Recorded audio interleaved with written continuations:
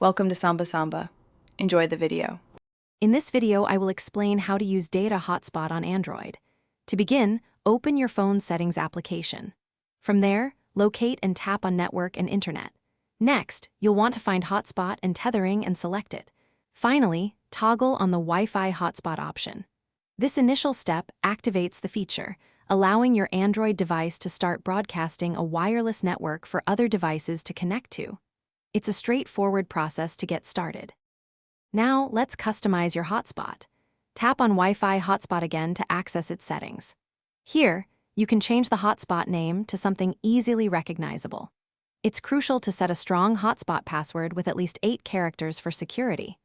You can also select the security type, usually WPA2 personal, and choose the AP band, either 2.4 GHz for wider range or 5 GHz for faster speeds. These adjustments ensure a secure and efficient connection.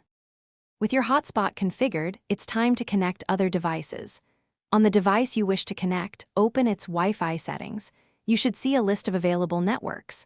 Look for the hotspot name you just set for your Android device. Select your hotspot from the list, and when prompted, enter the hotspot password you created.